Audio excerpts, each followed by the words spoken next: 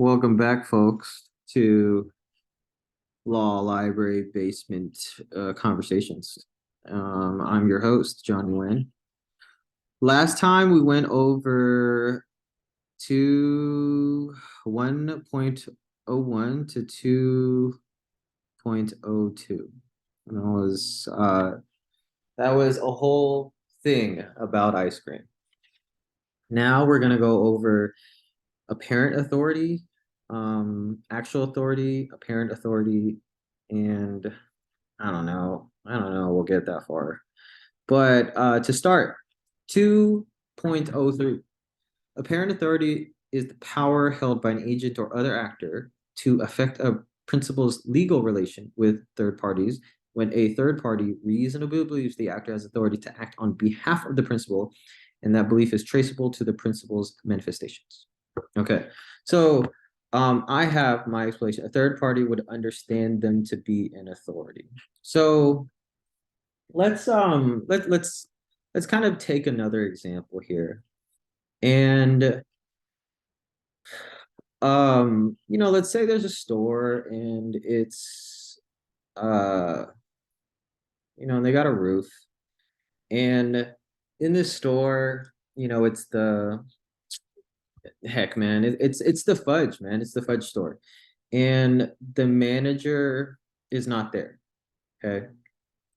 But instead, the supervisor is there. And supervisors, like they kind of have authority, but they kind of don't at the same time.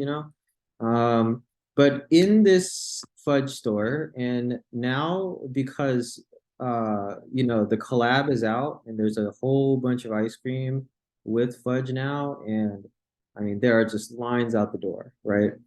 And um let's say like supervisor, just hired like a week ago. So, they don't really know that much about things. And somebody comes in, it's like the neighbor. It's like the neighboring business over here. And the neighboring business is like, they sell like catfish. They sell like fried catfish. Okay. And they're like, yo, can we make a deal about like how this trash business is gonna go? Like, can we just use your trash and then you can use our recycle instead of us buying two trashes and two recycles? And the supervisor's like, and they come in, they're like, you run things here? It's like, yeah, I'm running things right here. And, you know, um, Fred, okay, Fred over here is like, yeah, let's do that. And they're like, um, the manager of, Catfish Corner over here is like, well, sounds good. So so because of that, I'm gonna return our trash and use your trash. And Fred's like, yeah, sounds like a deal. Um, and Fred's a confident guy, right? He didn't say this. He didn't say this in a timid way. He was like, yeah, we got a deal. And let's say the manager walks in the next day, and the manager is Thelma. Thelma with the Thelma with the big hair. And Thelma walks in and goes, Why are why is Catfish Corner throwing some their trash in our trash? Um and then Fred's like, Oh, I said that we had a deal to do that. And they're like, Absolutely not. You know, I'm furious and I want to sue, but uh Fred over here held apparent authority, right? I mean, like Catfish Corner, assuming like they didn't interact with the manager ever before and walked in, was like, oh yeah, Fred seems like somebody in authority. And like, um, I mean, Fred at the time, seemed like it, then that he would have apparent authority and the deal would most likely continue. Okay. 3.01 creation of actual authority. So creation of actual authority is when reasonably understood that principle assented to creation. Is when reasonably understood that. So in this example again, let's say for instance, in the week that Thelma had hired Fred, okay,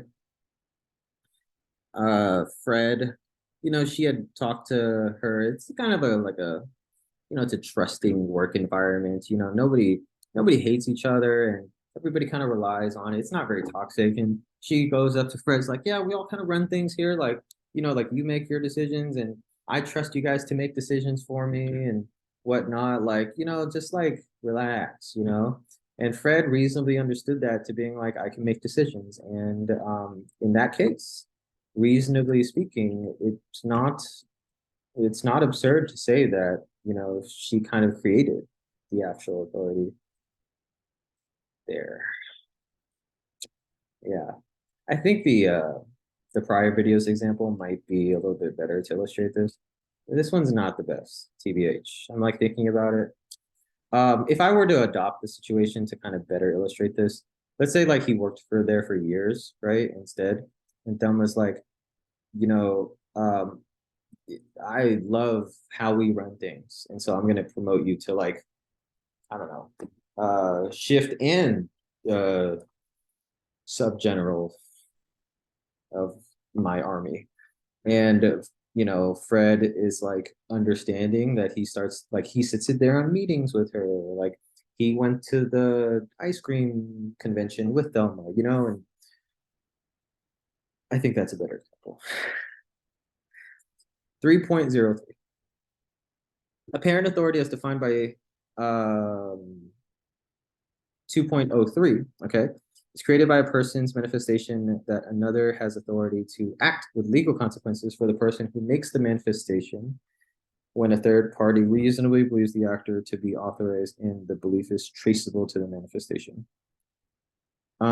Yeah, so with my better example that I just talked about, like because they were in partnership for years, we can kind of point to a lot of the evidence that says we don't think that he was acting crazy. Let's go through this. 4.01 ratification defined. I'm just gonna cruise through this one because I don't really cite it that often, but affirming of prior act by agent or actual authority kind of solidifies that actual authority was there. And so, you know, if Delma, in this situation, went up to the trash and started like only emptying trash in Catfish's corners or recycle, because that was part of the deal, then they would just kind of ratify that. 4.02, ratification retroactively creates the effective actual authority. So let's say, for example, Fred didn't make that decision, but Marvin did, and M Dog over here is like 16-year-old from went to, I don't know, he's a high school student. That was what I was trying to say. And his first job, and he doesn't know what he's doing, so he made the deal, and Thelma didn't make a fuss about it and just started to do it. Then, I mean, that kind of ratifies that he had actual authority in that instance. 4.06, not bound by ratification if there is no knowledge of it at all. And so let's say Thelma didn't know that any of that happened, then found out later. Like, that didn't mean that, you know, yeah.